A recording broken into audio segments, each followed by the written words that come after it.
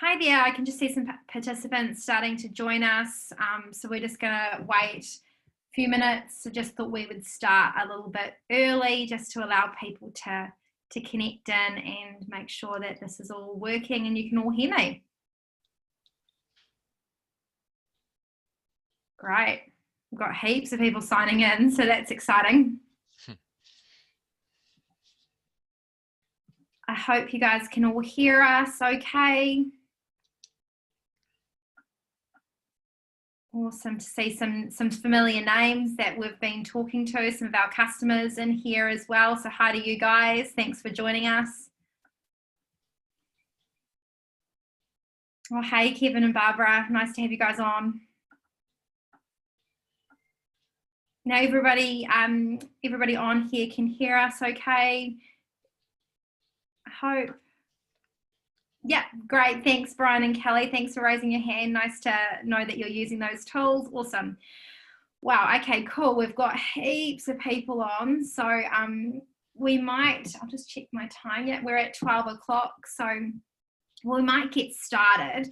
So thanks everybody for joining us on our TrailLite Q&A. I hope you're all staying well and enjoying as much as you can our current situation in New Zealand as we're locked down in our homes with our families. So today we just really wanted to talk a little bit about motorhomes, caravans, the lifestyle, a little bit about TrailLite and who we are and how we can help you with your research. So I'll start with TrailLite. So TrailLite's been a motorhome and caravan manufacturer since 1954. Basically, we're a family-owned and operated business. You may have met Adam, Sean, or Pete Newman, who are our directors and general managers, and basically a values-based organisation. So we really operate on this concept of helping people create their dream lifestyle, with whether that be travelling New Zealand in a motorhome or travelling New Zealand in a caravan or living full-time. We're really here to help by spreading as much information about the industry as we possibly can and helping people make a really wise decision. Basically, we, as you can see in the photo here, we build TrailLite motorhomes now. About 10 years ago, Mandy, that's right, we stopped caravans. That's right. And now focusing purely on our TrailLite manufacturing range. And we also import our Benema product, our Fusion by McLouie product, our Auto Sleeper product, and our Bailey caravans as well. A little bit about me personally, I'm Ashley, I'm the marketing manager. You probably have all received an email from me over the last couple of years. I hope you're finding my content really useful. If you're not, hit me up and give me some feedback, always open to that. But basically, I've been able to, with my role, spend a fair amount of time in motorhomes travelling New Zealand, which I'm really blessed to have done. I think I worked out I've done about 8,000 kilometres in a Benema and a TrailLite product. So I'm fairly lucky on that regard. Nowhere near as many kilometres as I know some of those TrailLite owners that are tuning in would have done, but hey, it's still some time in a motorhome all the same. Hey, Mandy, I'll get you to introduce yourself as well. Hi, I'm Mandy Davis. I'm the sales manager. I've been really privileged to be in this role now. I'm in my 15th year. I'm really proud of the fact that we have two amazing consultative sales teams, one down in Christchurch and one up in Pukekohe. We work really closely with our service centre colleagues and obviously our factory. So yeah, for us today, I suppose it's just sharing our passion, our knowledge, and just ensuring that when people do make a purchase decision, they're making it right for themselves. So yeah, hello and welcome everybody. And Rob, do you want to give everybody a rundown on you? Yes, my name is Rob Deeds. I'm a mechanic by trade. Been a service manager most of my life, so I've been in the auto industry for a long time.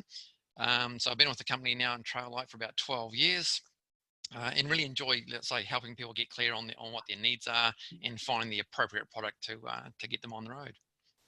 Awesome. So just a little bit about our agenda, everybody. We're going to start with a bit of a discussion about COVID-19 and what that might mean for the motorhome industry. I've actually had a lot of questions from our participants on this. So, we thought we would jump straight into that up front. We're going to talk to you about our frequently asked questions, what we're asked most of. We had a bit of fun with the sales team asking them their most asked questions. So we've got those to share with you. We've got our top tips for researching the right product for you. And then we've got our Q&A section. So I've received quite a few emails from you guys about your questions, but I also welcome you to ask your questions as part of the chat. So if you hover over your screen, at the top or the bottom of your screen, there is a part that says Q&A. Feel free to click that and ask any questions throughout the course of the webinar. If something pops up, I can either ask it via the chat while Rob and Mandy are talking, or I can ask it at the end of Mandy and Rob. So we'll just see how we go with that and what's coming up over the course of the webinar. Cool. So obviously the big elephant in the room and what we're all dealing with at the moment is COVID-19 and isolation. And I guess a really big thing, Rob, is that international travel was off the cards for the next 12 to 18 months. The government's made that pretty clear, I think, over the last couple of weeks, and will continue to advise us more on that. So what do you think what impact could that make for the motorhome industry here in New Zealand? Well, a couple of major things is, without the international travellers coming around and renting motorhomes and caravans around New Zealand, they're going to be gone. So it's actually going to open up a lot of the sites to be not so crowded, which is going to be really good. So you'll go to these places that are normally covered with the rental vans all over the place, and you'll be able to stretch your legs out a bit further and enjoy those by yourselves, or just with a few Kiwis. But yeah, the international travel thing is definitely off the card. So a lot of people still want to get away from work and home, what have you, and go and enjoy some downtime. So now going to all those places you've always wanted to go to in New Zealand, and you've gone overseas travel instead. So people will be able to get out and enjoy those and have a look around their own country, which at the end of the day, I mean, how many times have you talked to people that have come back from an overseas trip and they come back and they say, look, we just don't realize what we have here in New Zealand is such a beautiful country. So let's all get out there and go and enjoy it. Yeah, and I think we've already seen this a little bit from our customer base, haven't we? Like existing TrailLite owners or people with orders in the system saying they're really excited about the opportunity of enjoying New Zealand kind of without all of those international travellers crowding the spaces. Mandy, what do you think around domestic travel? Is that going to be something that's likely encouraged again, or what was it like the week before lockdown for the TrailLite team, with people being encouraged to domestically travel? So Ashley, we did see quite a surge of interest, that last week where we could see we were moving through the scale of isolation to the point where we're going to go into lockdown. So yes, we've had people come and approach us that had holiday plans overseas.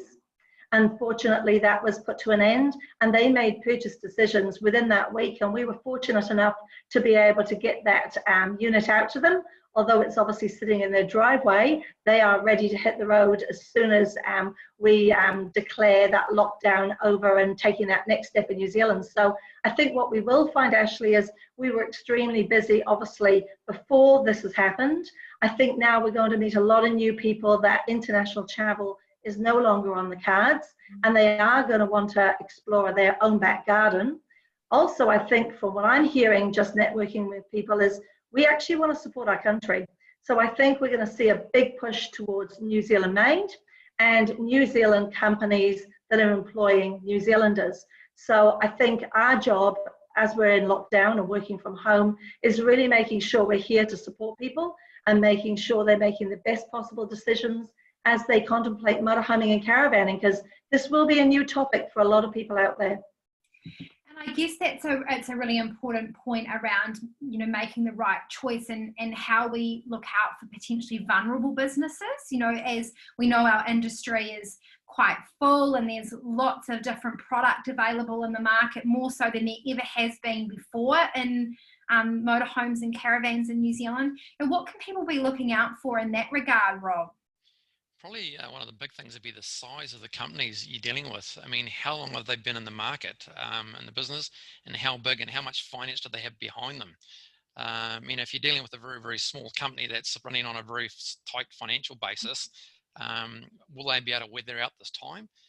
Last thing you want to do is be able to drop a deposit with somebody and find next minute you go back there and they've gone into receivership, and that's already happened with one that we're aware of already. And unfortunately, people have lost a lot of money through them. So making sure you're dealing with a large, reputable, well-financed company is definitely something to be considering. Sorry, just to make that point again there, Rob, making sure the payment structure that you're being offered or asked to give, we obviously ask for a deposit, but we've heard of people paying up front in full. So not a small amount of money those people lost. Is that correct, Rob? Yeah, about $300,000. Yeah, so big money. So now they're in the line with the rest of the creditors trying to get their money back, but I don't hold high hopes for them, to be fair. Yeah, and I guess that's a really important point around making sure you're making a wise choice with your payment structure, isn't it, Mandy? Like you just said. I've just had a question from a customer, some of our customers, actually. Hi guys, hi Dave and Jill. About the ex-rental market, and that's our next point down here around, what impact is the rental market likely to make on second-hand product on Trade Me and in the market? It's going to be a tricky one too, because I've just been looking at the Trade Me the last couple of days, and not in a big degree, but just starting, there's a few companies, one particularly that deals with a lot of German tourists, and they're cutting their fleet loose on Trade Me. Ex-rentals, they're very, very high mileage. Like these are like 250,000, 300 Ks plus. So they're going to dump them on the market. So it's all very well buying these bargains, but you've got to make sure too that in years to come, you can get parts, backup, support on these things. So don't just consider the purchase price you're getting today. Make sure, you're thinking about a few years down the track. Yeah, that's a really good point. I've launched a poll, Rob and Mandy, just to see who we've got in the room here. It seems like we've got about 40% of our current customers on board. So thank you to you guys, and hello to all of you. And we've got about 35% of people who are completely new to motorhomes and caravans and out there doing their research. So good to know just from our perspective, so we can make sure we help you as best we can through the next hour or so. Great. So what about access to parts, orders and warranty in terms of what's happening in the global environment at the moment with this virus? Is there an impact of people potentially not getting orders, or how does that work? Mandy? So thinking about the order side of things, Ashley, I think it's really important that you're being well communicated with. And I know as a company, we made sure we made our communications clear, letting everybody have peace of mind, knowing that we actually do have our stock on the water. So I think people need to be wary when they're looking at making a purchase, that when they place a deposit is actually on something that they can have access to. We're in a very good position where we have orders already pre-made well in advance. That stock's already built, it's already on the water, and our clients will be kept well up to date. And as soon as lockdown's over, obviously we'll be looking at handover dates. So I think just to be mindful for future buyers that when they are dealing with an overseas product, that they are going to have actually the access to that unit. Or are they just putting a deposit down on something that may be in an ordering system that may be months, if not longer, when Europe gets back on its feet to be able to produce? So that would be my biggest consideration around orders, Ashley.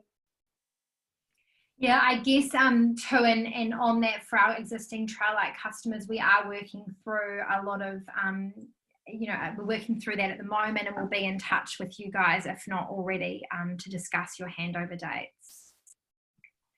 So our frequently asked questions, Rob, I'm going to ask this one of you. Rear wheel drive or front wheel drive? It's a big one, isn't it? It is, and it comes up a lot of the times.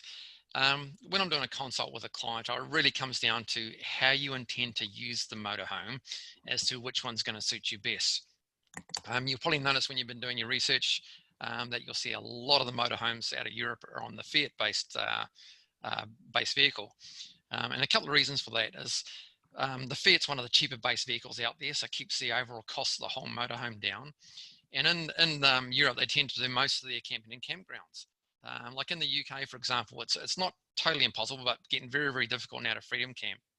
So, you know, when you're using it, you're generally going to be in a campground where you're going to be on a hard tarmac surface with your water and power right next to you. But then if you bring that motorhome to New Zealand, if you want to get off the beaten track and do more your dot campsites, regional parks, things like that, and doing it year round where traction conditions aren't always perfect, that's when the front wheel drive may not always be up to the mark. Whereas with the rear wheel drive, for those folks who really want to get off the beaten track, generally you're on dual rear wheels, so you've got 4 tyres biting there, your weights are bearing down, and so you've got the ability to get away further and not be so caught up in with any traction issues. I'll say it really comes down to getting clear on how you intend to use it. And I guess that feeds into that kind of concept around, you know, NZ made or import. Are we looking for NZ made? Are we looking for import? And why is there that big price difference, Mandy, between, you know, 200,000 or, you know, 150,000? So as New Zealand's largest manufacturer of motorhomes, people will most likely be aware we do build on rear wheel drive. And the reason we build on rear wheel drive is we're trying to accommodate large batteries, big water capacities, good solar, good storage. So that is mostly our biggest point of difference. We build on rear wheel drive, and base vehicle prices, you'll find the Fiat chassis is the cheapest chassis in the world to build on. So when we're looking at that import versus a New Zealand built, they are different in prices because the base vehicle is so different for starters, and the capacities are so different. So if you've got larger capacities, you can obviously put more gear in, like batteries and solar and water. Obviously payloads allowing us to take more gear with us. Also, you can find that we can use a heavier weight product because the GBMs allow us to obviously have a higher quality product. So whereas our imported motorhomes are great value for money, they might have a bench top that's what we call like an open core. Inside it's quite lightweight because we're trying to keep weights down. A TrailLite will have a kitchen like you have at home. And that, I suppose, leads us on to, you know, why would I pay $200,000, Ashley, when I could be paying $150,000 for a motorhome? Going back to Rob's comments, it's really about getting clear on your needs. We meet many people that will have bought 3 or 4 motorhomes before they've had a consultation. And then they have the aha moment and realize they could have bought once and bought right. But for a lot of people, they're not getting that consultative approach when they're dealing with the motorhome purchasing process. So yes, I think it's down to getting clear on what your needs are, buying once and buying right if you can, or at least for the next 5 to 10 years. So you get what you pay for, I suppose, as we get older. You know, your budget will need to reflect your needs, which then needs to reflect the right unit. Good point. So moving on from that, Rob, what determines a good warranty? We hear this often, you know, like, how do I know if my warranty is a good one? What feedback can you give to people on that? It just depends on what you're looking at. Generally, obviously, you got warranties that can range anywhere from 12 months to 24 months, right through to 5 years to 7 years. Generally, the length of warranty is reflective on the quality of the build. So if you're looking at 5 years plus for or 7-year warranty, people obviously got confidence you're not going to have any issues. Where if you got a lower end warranty, you may be looking at a lesser quality product. Generally, the vehicles, the warranties on the vehicles now are pretty well covered. Years ago, they used to have a lot of international warranties where you had to pay for your repairs and seek reimbursement out of Europe. Generally, the international warranties now cover that off altogether, and obviously New Zealand supplied product, the warranties held in New Zealand. So, but the main thing is to make sure, probably with your after sales support, like with second-hand stuff, that you've got a company that can deal with it and supply the parts, be able to do repairs, and that sort of thing from warranties, not just sell your product and then leave you to sort of try and find repairs and alterations yourself. You don't know who you're dealing with, so you want a one-stop shop, ideally. Yeah, that's a really good point, isn't it? Because the warranty's only as good as the paper it's written on if you don't have a company that's still in business to help you. Yeah, exactly. And having a company that's got a service centre that knows how these things go together. I mean, some of the service centres out there are pretty average, to be fair. because they've never, they don't know how they're built. Whereas our boys up in our service centre up there, they've been on the factory floor, so they know how they go together, every nut, bolt, bit of wire, they know exactly how they go together, so they know what they're doing. And Rob, I guess a big question, and for you and what I've seen coming through on the emails as well, is around engine reliability and warranty on the engine. Can you shed a bit of light on that? Yeah, well, one of the major things that's come up of late, especially with the last COVID show we just went through the other day, is the variations on vehicles, and it is massive now. So I'll touch on a couple of things. So each vehicle has what's called a GVM, a gross vehicle mass. So that's what the manufacturer states that the vehicle can carry all up, with its load, its people, water, the whole lock, stock and barrel. So just because you're looking at a certain motorhome, it could have a GVM of 3.5 tonne, 3650, 3880, 4260, 5 tonne, 5.2, 5.5, 6 or 7 tonne. So you can see just by that list alone, the variation is huge. But unless you know what you're looking at, you don't know what your weights are. Same with the motors. I mean, just on the Fiat alone now, we have a 130, a 140, a 150, a 160, 170, 180 and 190 horsepower. So just because it's got a Fiat badge on the front, what motor are you running? So these are the sort of questions you need to be asking when you're dealing with a consultant, because when you're comparing, you want to make sure you're comparing apples with apples. If something's cheaper, there's a reason why it's cheaper, and generally it'll be a lower horsepower engine, smaller GVMs, and transmissions are different as well. It could be the old AMT style transmission. So you need to actually look deeper as to what you're buying. That's a really good point. Cool. And we've moved on here to our top tips. So Rob or Mandy, whichever, I know you guys are always both so fond of this concept of the consultation, and I think a lot of people are a little bit put off by it and think, oh my gosh, what's going to go on here? But talk us through why it's such an important part. Yeah. I'll give you one example. I had a couple of weeks ago, a lady rang up. She was down in Wellington and she had bought a motorhome, and she had researched it to death, she's told me, online. She had done all the research online, thought she was very, very knowledgeable, so she made a decision to go do a purchase. So she drove up to a place in the middle of the North Island, got this motorhome. They didn't ask her many questions, just basically signed the paperwork, here's your motorhome and off you go home. Now her intention was to go full time. She got home and things just aren't working. She doesn't have enough water. She's running out of power. So when she rang me up the story, she was actually basically in tears, telling me the story. So I said, well, what did the guys tell you about the motorhome when they showed you through it? Basically nothing. I say her consultation was basically her doing her own research online. And it's the old story. You don't know what you don't know until a subject gets broached. You don't know about it. And because, she's working from limited knowledge base, the net result of her purchases has ended up with this thing that's just not working for her. So she wants to get out of it.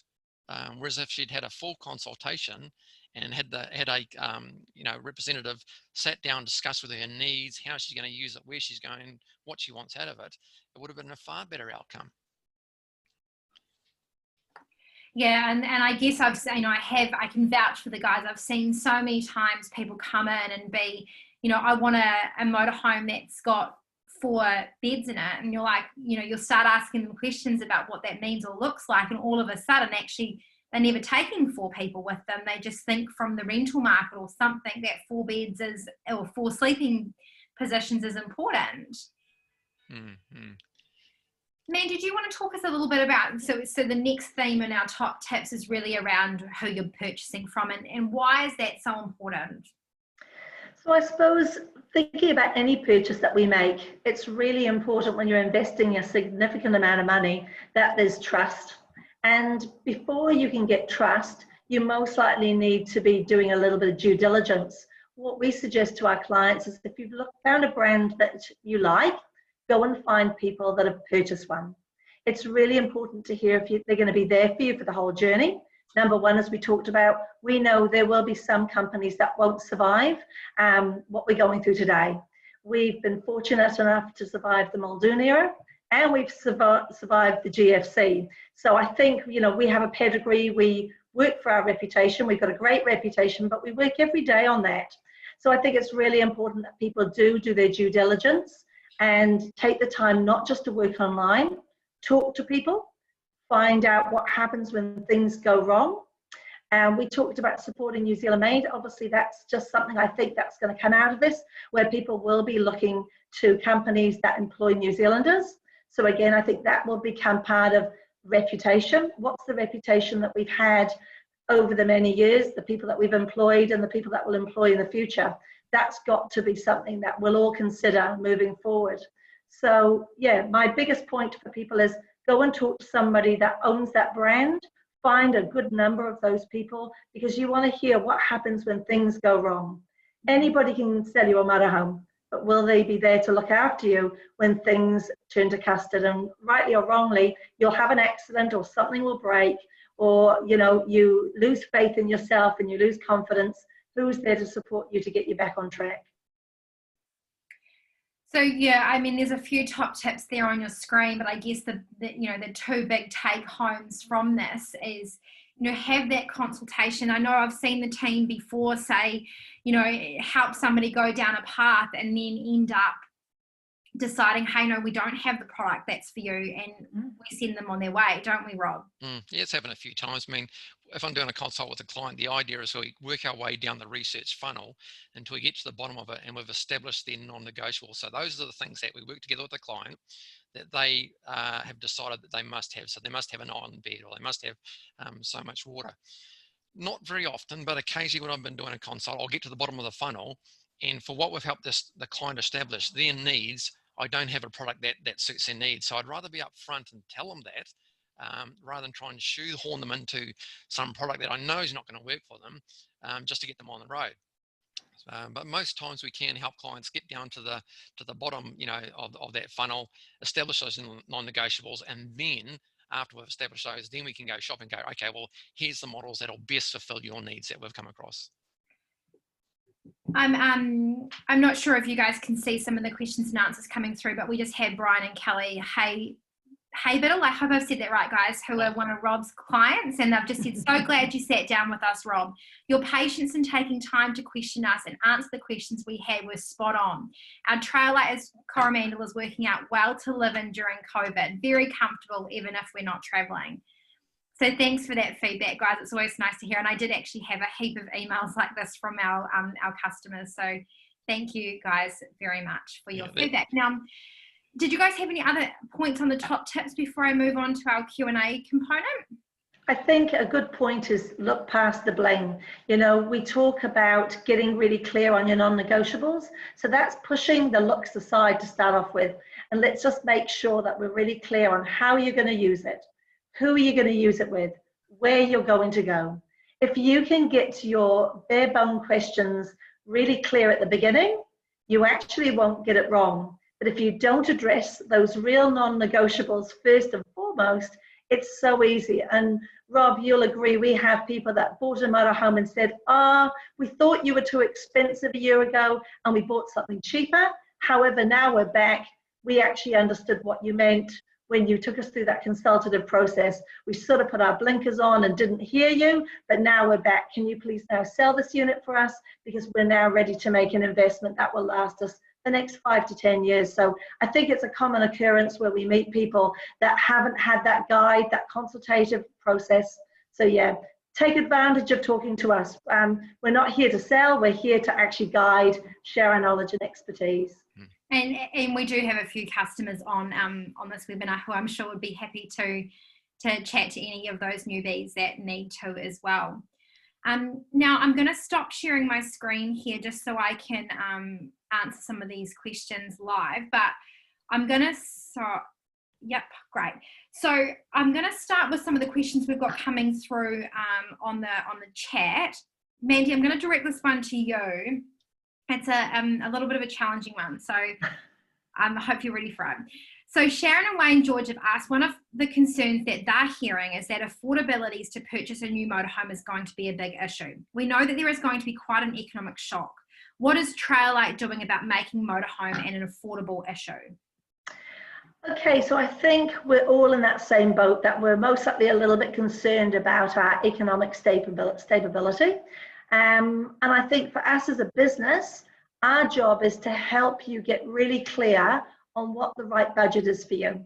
So it may not be a new motorhome, it may be pre-owned. You know, we've sold motorhomes in that range from 40,000 up to 400,000. So I think it's really important that we support each client to get clear on their budget. We have great finance options. We use Credit One, and they've just been amazing and have supported many of our clients just in the interim where they know they have money. Say, for example, KiwiSaver. You may know you've got your KiwiSaver coming at 65, but you want to do something prior to this. You may also have a home asset. So there's a lot of ways of leveraging your assets right now to make those decisions. But I think we are all in that boat now, guys, where we are looking at how are we going to afford the next step and what's our true priorities. How do we want to live the next 10 years of our life? And I know I've stopped and given it a lot of thought. And I guess, you know, from an affordability point of view, a big part of, a big part for TrailLite is, I don't know how to say this, but, you know, not completely slashing the prices so that impacts our customers' ability to resell our products. You know, that's a really important thing that we consider is, you know, it's so easy for companies to go out and chuck 30, 40 grand off a brand new product, but then what does that do for our second-hand market? And we know that our customers, our Benamar customers, our TrailLite customers love that so much about our product that its resale is strong. Now, if we as a company start to go slashing prices, then we completely lose that, don't we, Rob? And that's one of the things I really go over when I run the seminars at all the big shows is resale. And I can't emphasize it enough. I mean, we all love getting a bargain, you know, at the start of the day, but the biggest thing is to have good residual on it, because when you're spending this sort of money, if you've got something that's going to depreciate away, say 30% in the first year, you're doing some serious dough. Whereas if you've got something that holds the residual up very well, when you go to sell it in years to come, you'll get the majority of your money back. So it's not just purely about the purchase price. Look at what the total cost of ownership, so what you're going to buy it for to what you're going to sell it for. And sometimes life can throw you a curveball where you don't want to have to sell something, but you have to. So knowing that you can get a good lot of, cash out of the a motorhome with ease and get a good chunky money back, that's the most important factor. And I guess that's where affordability comes into it, isn't it? It's not just how much you can buy it for, it's how much you can sell it for. Yeah, exactly.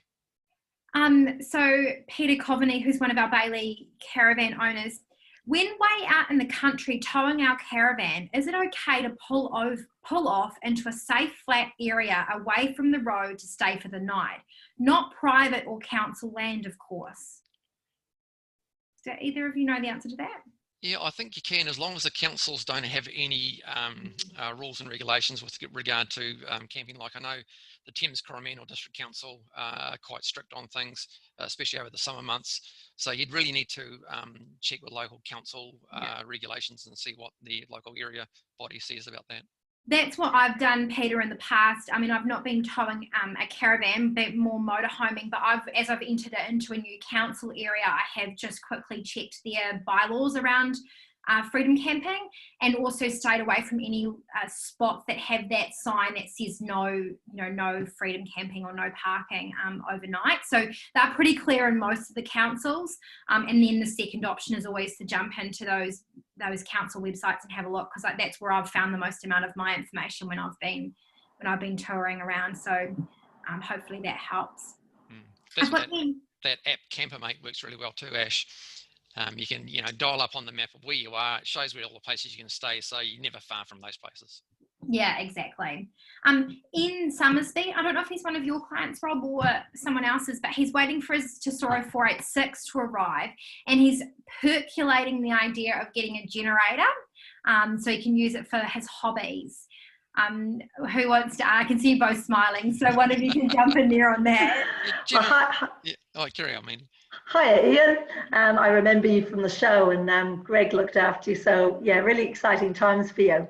So yeah, and Rob, feel free to chip in. But my thoughts on generators is really we need to get clear about what we're going to be using it for. If we have to use a generator if that's the only option that's going to be viable for us. And there are more than generator options. We need to just be mindful when we're using them, we don't use them in a built-up area. So if you end up going somewhere that's a majestic spot and you're running a little petrol engine chugging away, you may not make many friends. So we just need to be really mindful. If we're going to use our generators, we need to be away from other people, because they can be a little bit annoying with this little engine chugging away. There are other ways of running appliances. Again, I think, Ian, let's have that conversation about what some of your hobbies and activities are, and then we will point you in the right direction. So when you do pick up, you've got the right system that's going to support your lifestyle. The other thing too is when you are looking at these generators too, and the person starts it up and says, look how quiet it is, make sure you put a jug on or a light on, put it under load, because it's when it's under load, the true volume comes up, and that'll give you an idea of what you're going to listen to, not just that little quiet idle. And now Ian's also said, can he pipe that into a 230 volt in the home? I'm not sure I understand that question, but I don't know if either of you do. Yeah, so when he plugs into the generator, all his 240 volt outlets will become live, correct? Oh, okay, yeah, that's correct. Cool. I've got Kevin and Nikki Winter here as well, and they're wondering if they should be buying a New Zealand built caravan over something like the Bailey Messina. Mandy, do you want to jump in there? So looking at New Zealand built caravans, there are some options out there. I think we just need to be mindful. We were manufacturing caravans obviously for a long time, and our caravans were quite heavy. As a result, you did need quite a large towing capacity. So yes, pre-owned TrailLite caravans, they're like hen's teeth. If you can get hold of one, that would be awesome. What I'd like to say is with the likes of the Messina, Bailey's have been around as long as TrailLite, 70 years. So they've got really, really good at building a quality built product that will cope well in our conditions. So I wouldn't rule out the Bailey Messina at all. I would definitely keep it in the mix, because you will be able to have a vehicle with lighter capacities to be able to tow it. Obviously backup and support. You may find a pre-owned New Zealand built caravan, but if that manufacturer isn't around anymore, what's the backup and support with that manufacturer? Go and do your homework. So yes, New Zealand built is great, and there's no doubt that it has some benefits, but we just need to be also mindful there are some great product out there that's been developed to still suit our conditions. So the Messina is a pretty awesome floor plan. So I would definitely perhaps have a talk to one of our team to have a proper consultation about your needs, so we really get clear on, do you need that bigger water capacity? If that's the case, let's have a look at our range finders. There's some great nebulas available at the moment, and also a very nice Comet. So definitely, if we're looking for bigger capacity, there's some really good Australian built range finder, which is obviously under the Bailey's umbrella, that we support as well. David and Lynette Surgent here, and I think they could be TrailLite owners if I'm correct. As technology changes, particularly power systems, how flexible is the fit out space within the motorhome? I'm not sure if either of you guys can make. Yeah, not quite sure on that. Some of the older motorhomes, you can do extra batteries, like some of the bigger ones. You can run 2 batteries if you want to. One of the main things that's coming up now with new builds is the ability to go to the lithium batteries, which has opened up a lot more power options for people. Generally, one of the major differences with the lithium is for approximately the same size battery, you can draw down more. So in a AGM battery, you can use 50% of the available charge, whereas in a lithium one, you can use 80%. So even though your battery might be smaller, perhaps in capacity, you can actually use more of it. Plus the lithiums are generally lighter as well. But it just depends on what motorhome. Generally, you'll find lithium is more on the higher end motorhomes as an option, rather than the smaller imported stuff. Yeah, and obviously we had a question come through on email about the lithium upgrade too. So TrailLite's now got the option of upgrading your batteries into the lithium batteries, which Rob has just sort of touched on. do you know what COVID level New Zealand needs to be at for TrailLite to return to manufacturing? I would assume, Dave and Jill, that we'll be taking that feedback directly from the Ministry of Business and Innovations, I think, MBIE, I think it's called. We were at level 3 for 2 days prior to the level 4 lockdown, and we were able to continue manufacturing, but we're just going to take that feedback directly from the government and follow their regulations to the T. So, we're really keen, as much as I think a lot of other businesses are, to get back to it as soon as possible, but we also want to make sure that we're obeying the regulations as best we can and making sure that New Zealand is as virus-free as we possibly can be. So that's our aim. We'll advise all of our staff of that, stay home until the very last minute until we're allowed to operate. So hope that answers that question. Is there an ideal wattage for a solar system just for basic users? Yeah, probably a basic one could be anywhere from 80 watt solar panel to say 120. It comes down to what your expectations are with power consumption and usage. Means we've got some full-time clients that have got big battery banks. And up to 450 or more watts of solar. So once again, it comes down to matching the battery and solar systems with what your power expectations are. Okay, I've got quite a complex one here. So Linda is looking for whether or not a motorhome can be built as a rear-wheel drive on a small chassis. They want to pull a 2.5-ton trailer to race meetings, but only want a smaller vehicle to sleep in. But it needs the lots of pulling power. They're looking at something about 7 meters, and they're wanting a pop out on a smaller motorhome as well. Yeah, the problem with the slide outs is they do have to have a certain amount of space, and they take a bit of weight. So yes, I've seen one recently on a Mercedes, but then the payload was pretty average, to be fair. So generally, if I get a client that's looking at towing, and I do have quite a few clients that tow race cars and classic cars. Years ago, we used to be able to build on the big trucks like the Isuzu or the Mitsubishi. Now it's the Iveco. I actually used to run an Isuzu workshop, so I love my Isuzus. But now if I was doing one personally, I'd be doing on the Iveco all day, every day, because 210 horsepower, rear-wheel drive, just an awesome vehicle. But the size that you'll be looking at up around the 8.2 meter mark. So it's getting the appropriate vehicle for the appropriate use. And it would probably be, I don't know what you guys think, but for something like Linda's scenario, it would be best to learn a little bit more about what you're looking to do and why the 7 meters is so important. And that there's a lot more questions that need to be asked to kind of delve into that, isn't there? Yeah, probably that's the ideal candidate for a proper full consultation, to be fair. Yeah. Mandy, you touch on the rangefinders. Matt, Brennigan, I'm hoping I'm getting that right, Matt. He's one of our Bailey rangefinder customers and is just wondering if the UK is going to continue production of them.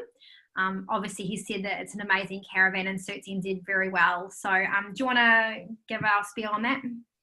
So at this stage, no. In the UK, they're not in a position to manufacture. However, saying that, we have a load of very, very happy customers, such as yourself. So we're really keen to obviously offer a sale on behalf service. We've been able to secure 2 nebulas and 1 comet. So at this stage, you have something that's highly sought after. And yeah, you've been one of the lucky people to be able to get one of those rangefinder caravans. So we will continue to support you. You are our client, and we're going to keep you on the road for many years to come. But for those that want to look at the rangefinder product, do keep an eye on our website, because we will always offer that service to our clients as a sale on behalf or a trade. So watch the space. There will be more units coming and going, I've got no doubt. Cool. So I've got some questions from the email now. I do still have some coming through. So guys, if you are there, keep chucking your questions in. Does the Coromandel have an inverter? It's an option. So depending on what you want to power up again. Quite often when I'm getting a client that wants an inverter, the first thing I say is why? What do you want to power? Because quite often there are other alternative options. And give you an example, coffee machine. So that's one of the high ones on the list of why people want an inverter. Now you can get a coffee machine called the Little Guy, and it's totally gas powered, goes on your stove. It's a real cool looking thing, looks like a work of art. It's all chrome, so it does your coffee, froths your milk, does the whole 9 yards, all on the stove, so you don't even need an inverter. Because like when you do an inverter, it's not just a matter of fitting an inverter, because what the inverter does, we'll start from scratch. The inverter changes your battery 12 volts to 240 volts. So it's a bit like if you say took a bucket of water, a 50-litre bucket of water, and you've got it on 12 volts. It's like taking the water out through a drinking straw. But when you turn the inverter on and you're taking the water out, it's like going out through a 3-inch fire hose. So you still only got 50 litres of water, but it's going out at a lot faster rate. So what you normally do then is you increase your battery capacity. So instead of say 1 bucket of water, you got 2 buckets of water. So you got more reserve and to be able to use up. But then it's the old story, what you take out, you must put back in. So as well as putting extra batteries in for your inverter, you then must put extra solar on. So like I say, it's not just a matter of fitting an inverter, you got to do the batteries, the extra solar plus inverter. So it can end up being quite a big financial package. So it's worth exploring what options there are. And Tanya's just come in. She was the one that sent me the email. So thanks, Tanya. It's to run the coffee grinder. So what you said. Now, would you recommend then something like a lithium upgrade then, Rob? Is that kind of... Yeah, well, lithium upgrade's definitely worthwhile. The other one that's coming up a lot now is the e-bikes, and people want to be able to charge up their e-bikes. So if you have an inverter and say you're running a normal AGM gel battery, the battery goes through so many cycles. So when you use it on your normal 12-volt cycle range, it goes up and down between your voltages very, very at the top end of the battery, so to speak. When you use the inverter, it draws down a lot in the inverter. So actually it shortens the lifespan of your battery. So you've only got so many cycles within the battery. With the lithium batteries, they have unlimited cycles. So that way it's got more reserve there. So you can use up, like say, up to 80% of the battery. And it doesn't hammer the battery like it would in with the AGM battery. So, but they are pricey. You know, if you want to get a decent lithium, and there's all sorts of lithiums. It's the old story. You get what you pay for. You can get some cheap and nasty lithiums, or you can get some real good quality lithiums. So once again, find out what you're paying for. It's not just as simple as getting the lithium. And that's an interesting question, because that was one of the questions I had come through from our customers around lithium. Is, you know, it's quite looks hefty when you're comparing the price between our standard AGM and lithium. And you know, he said, he's getting quoted 1,500 and we're 4.5, and that's probably the exact answer, isn't it? It's about quality. Yeah. Just like buying a pair of shoes, you can go get a set of shoes from number 1 shoe warehouse for $20, or you can go buy some decent Italian shoes for 300. Which ones do you think you'll have in 3 years' time? I'll put money on it. And I guess that's important too. Thanks for that. Mandy, difference between black and grey water tanks. And maybe touch a little bit on what products you can get them on as well, if you can. Okay, so let's start off with our toilet. So our toilet, actually, our waste is not grey water. This is now black waste. So black waste can either go in a cassette. So a cassette can be round about 17 litres. That's 1 cassette. You could consider having a couple of cassettes. That would allow you after 2 or 3 days to change the cassette, put that cassette into one of your external lockers for safekeeping for when you get to a dump station. The other way of containing our toilet waste is a black tank. So this basically is a large tank around about 100 litres. They can be obviously designed to fit the right motorhome, keeping in mind the right motorhome. So we need to look at black tanks on the likes of our 700 series, which are our Iveco. We can't put them in our Mercedes, and we can't put them in our Volkswagen. So you're right, Ashley, there's certain models that a black tank works well for. So a black tank means now we have a flush toilet. It's generally a china bowl, and all that waste is contained until we get to the dump station and we release it all at once. Now, in our manufacturing process, we use our grey water. Now, grey water is the washing up water, the shower water, the hand washing water. That sits in a tank. That can then flush out the black tank to clean it at the end of the dump station process. So that's your primarily differences between grey and black water, and the 2 different ways of dealing with black water, cassette and a tank. But keeping in mind, you're limited to certain models that can accommodate 100 or 150 litre black tank. And you touched a bit on spare toilet cassette. That was a question as well, Mandy. When I think I said back to this gentleman that asked about his toilet cassettes, there was 3 of us in a motorhome over Christmas, and yeah, definitely the toilet cassette was the first thing that we needed to change out of the water and all of that. So my recommendation was always definitely I would be getting a SOG and a spare cassette. Do you want to talk a little bit about that and what a SOG is? So SOG's a very clever little aftermarket addition. It puts a small 12-volt fan and sucks air across the top of that toilet cassette. So literally us girls that don't like the smell of chemicals, because they're all a little bit overpowering in the bathroom, you could put your nose down the toilet and you will not get a smell of what's in that cassette. Now, keeping in mind, there's no chemical now in that cassette. It's pure waste. So rather than racing off not actually racing off, rather than holding on to that waste until a dump station because you're thinking, oh, I'll wait till it's full, you'll actually dump that cassette regularly, because now there's got no chemicals in it. You've been 2 days, you're sort of halfway full, you will release that waste into a dump station because you don't need to worry about pouring good quality chemicals down the toilet, literally. So although you've got an upfront investment, the long term is a great gain because you're not buying chemicals and there's no horrible floral smell in your bathroom. So SOG's a great investment, as is, like you said, Ashley, that spare 1 or 2 toilet cassettes, because for some people it could be, with a family, they might be lasting 2 days. With a couple, it might last 4 days. So you sort of do the maths, you've got enough water to be away for 5, 6, 7 days. Having that spare cassette allows you to stay in that remote spot and continue with your bike riding and your walks. Awesome. Rob, can you talk a little bit about what's included in tier weight? Tier weight, okay. So as I mentioned before, each vehicle's got a GVM, so gross vehicle mass, so that's the maximum amount. And there you have your tier weight, which is basically, it's the weight of the motorhome, full of fuel, but nothing else. And then the difference between the two is payload. So you got to work out by the time, if you've got a 150 litre water tank, that's 150 kgs, or a 400 litre water tank, that's 400 kgs. Add your people in, how many people are going with you. So you've got to do the calculations as to where you think you'll sit with what you want to take in the motorhome, and then see if the payload is going to be able to handle that. Because you definitely don't want to go over the GVM of your vehicle. Awesome. Another question was, what's the ideal tow bar for a car, e.g. is it an A-frame or a dolly? And what connections and type of car is acceptable to tow? Yeah, a couple of things there. Really it comes down to what do you want to tow and how you're going to use it. First thing I'd be asking is, do you really need to tow?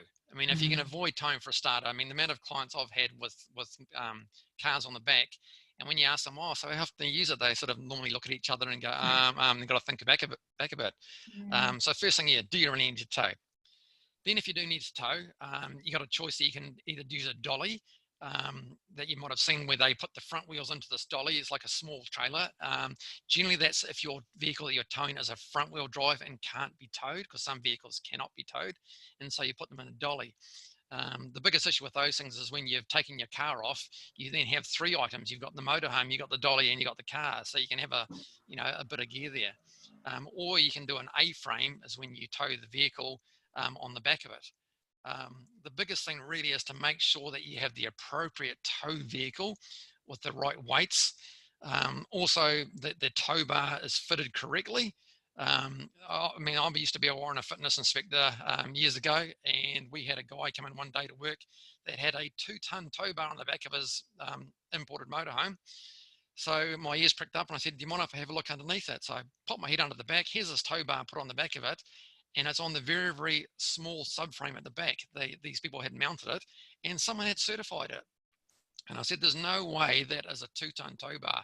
You'd be lucky if it's 500 kgs. And the scary thing that to me was he said he was going to go and tow a car with it. So, the chances of something happening or even tearing the back of the motorhome out were pretty high. So making sure you've got the right tow vehicle, you've got the right tow bar, it's fitted correctly and rated correctly. And the other thing too is your licensing. I mean, a lot of people look at their motorhomes and go, well, the motorhome's a car license, the car's a car license, I can therefore tow. But if your motorhome and your car, the gross combination is over 6 ton, you need your HT license. And there's lots of people out there that are totally oblivious to that. Awesome, because that was my next question. So thanks for covering that.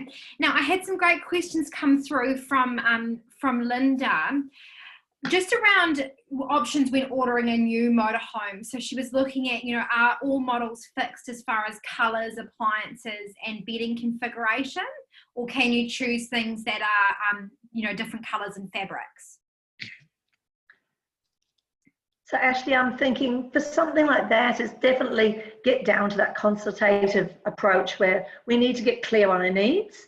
There are definitely models that, yes, you've got a huge range of choices, and that's most likely when you're getting into a New Zealand built unit where you might have a variety of interior designs being offered, or right down to a personalized consultation where the interiors are one-off.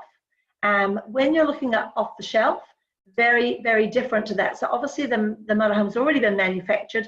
It's sitting on the yard ready to go. I think a mistake that lots of people make is they buy something and then they want to change that unit to something else.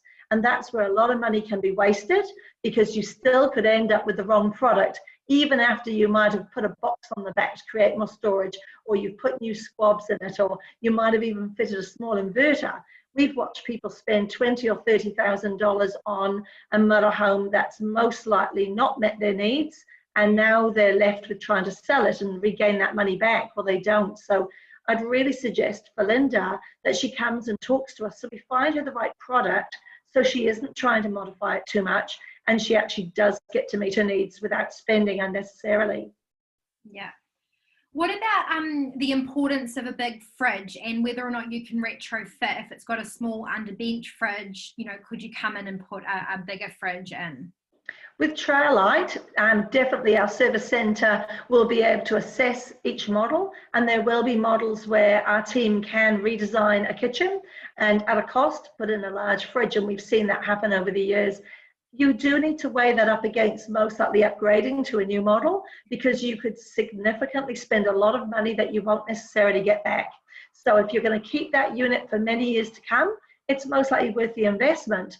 But if you're thinking of selling it in a few years, you're most likely better off to bring that purchase decision forward and actually getting a good price for what you've got and reinvesting into the model with the right spec. And it might not just be the fridge, you might be addressing the right bed because we're a little bit older, we don't want to climb stairs. You might be addressing the ride quality, you're in an old truck that's noisy, you need something quieter and softer riding. So I think, again, we need to be really mindful when we're making those decisions and supporting our clients that we ask them lots of questions so they make the right decision.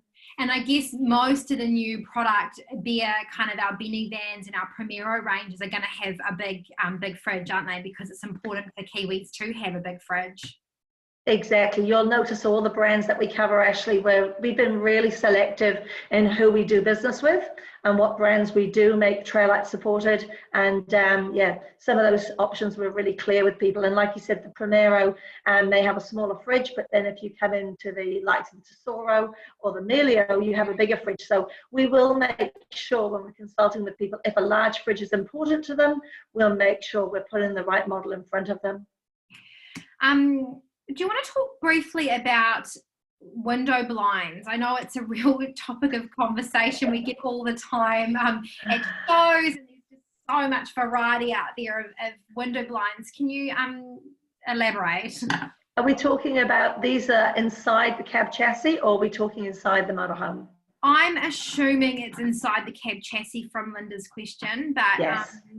Yeah, that was my assumption. Yeah, so Rob, feel free to chip in at some point, but what we need to be aware is that when a new model comes on the market, that's a new cab chassis, they actually don't have access to the paper blinds that we see in a lot of the older models.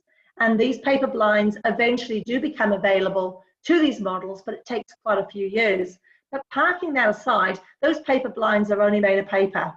They're fine if you just want some nighttime privacy, but they're not suitable for a harsh UV.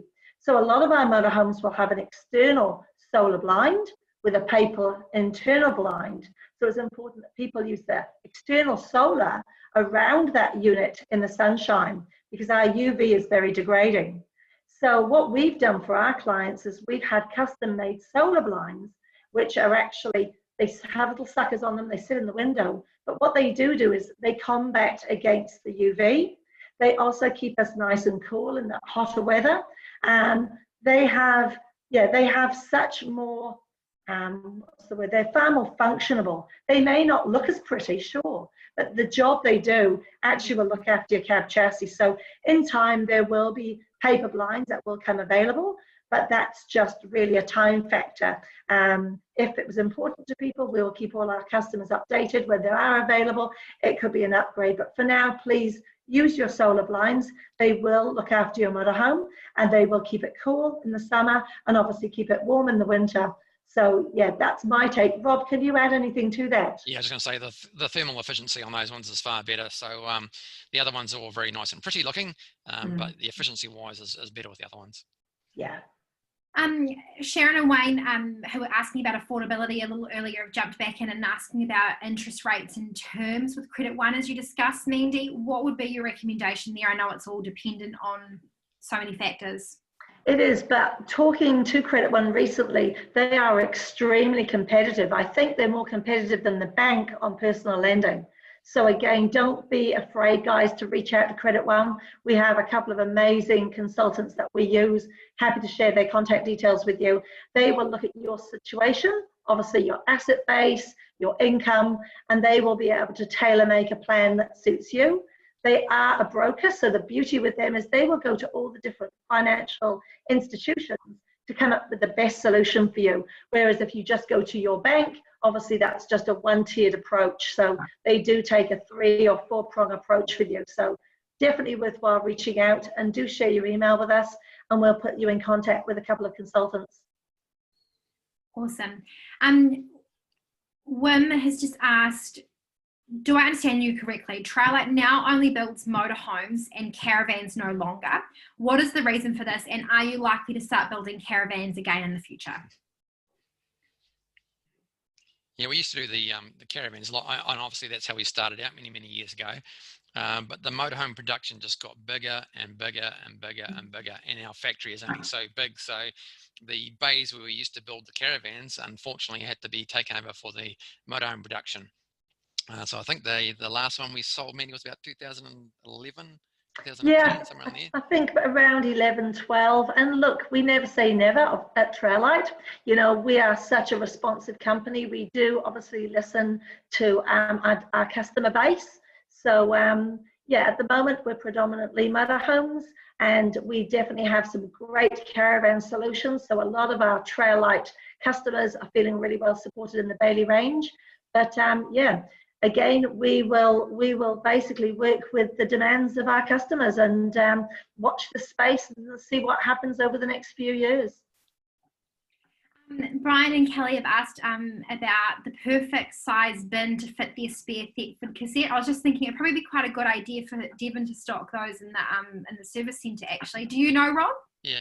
If you go to like Bunnings or Mitre 10, you can get those snap lock bins, and so you put your cassette in that, snap it on, put it in the locker. So there's all various sizes. So just basically take your cassette down to Bunnings or just take the measurements and get the appropriate snap lock. We have a Unicorn Pamplona, a year old. We want to carry 2 e-bikes. Can we put a bike frame on the back? And if so, what brand? And do we lose any part of our warranty regarding water leaking through the holes?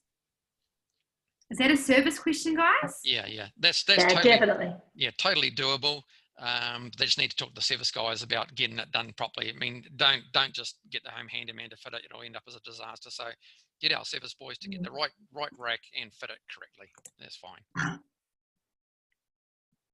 And just so you know, the service centre is operating, so feel free to just ring the normal line that you would to chat to our service centre, and Devon and Andy and the team are there to answer those questions as well. So feel free to use that. Just one last question, and if anybody else has any others, feel free to pop them in.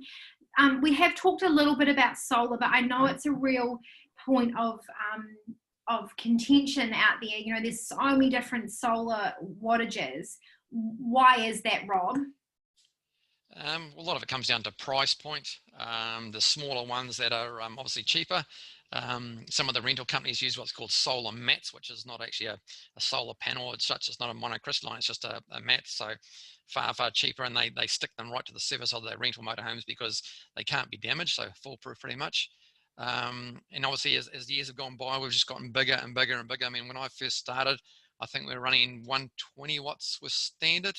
And now we're up to 150s or more, 180s now. So, and you can do multiple solar panels. So really it's just a matter, let's say, it's just a matter of matching the solar capacity with what, with the battery capacity with what your expected consumption is, you know, wanting to do. I've had some clients that are got the original motorhome on the original battery with their, what's it, 100 watt, 120 watt solar panel, and have never plugged in for years because they manage it. So let's say it really comes down to individual requirements and matching the system. And I guess, you know, the whole electrical system of a motorhome is so important, and we can't underestimate the importance of a good electrical system either, can we? Yeah. Demands have certainly increased. I mean, years ago, it was pretty much just to charge up your battery and do your lights, but now people are wanting more and more and more electrical appliances like they have at home. They want to charge the iPad, charge the e-bikes, do the coffee machine, the hair dryer, you know, so the list goes on and on and on. So, yeah, this just gets bigger and bigger. And I guess the main point about that solar difference as well, guys, is to make sure you're comparing apples with apples. So yeah, you might have a product that's, you know, 150,000, and there's another product that's 160,000, but the solar's much different. The battery capacity is much different. It comes standard with an awning. You know, there's so much difference in terms of spec that you need to be making sure you're comparing those sames. Yeah, exactly. Okay, if there's no more questions, I just want to say thank you very much to Rob and Mandy for joining me from their little bubbles. It's nice to see you guys' faces, and it's nice to chat motorhomes and caravans. I know it's something that we all love to do, and I hope that someday soon I'll be able to jump on another road trip around New Zealand because I do love it. We probably will be doing another webinar, maybe on something slightly different in the next couple of weeks. So feel free to tune into that as well. Feel free to use our resources on our website, and feel free to reach out to us. So I'll send a follow-up email to this. I know we've got a few customers, so I'll make sure you've all got Kirsten's email address as well. Got Rob's, got Mandy's, got mine. And yeah, just reach out if we can be of any assistance, if we can help with anything over the next couple of weeks. We're here to help. Do you guys have anything to add? No, just to thank everybody to making time to catch up with us. I know from my perspective, it's really nice to connect back with people. Nice to hear some of those customer names popping up, and you know, we're a family business, so it sort of makes me feel reconnected with everybody. So yeah, thank you for making the time, existing customers, and also people just wanting to tap into our knowledge and expertise. Keep us busy. You know, we love and we're passionate about what we do, so don't be afraid to give us a call or a Skype or a FaceTime. You know, we love to have a chat. So if we can add to your journey, please let us do that. I'm just scrolling through all the participants and seeing so many TrailLite names. So it's so nice to see you guys here. Thank you for joining us and supporting us. Rob, anything from you to end? No, all good. Say there's no such thing as a dumb question. I know I say to people all the time. I mean, you don't know what you don't know. So the more questions you can ask, the better the net result's going to be at the other end. So just ask away, folks. Just chuck the questions at us. Awesome. Thanks, guys. Thanks, everybody. I'll see you soon. See you on the other side.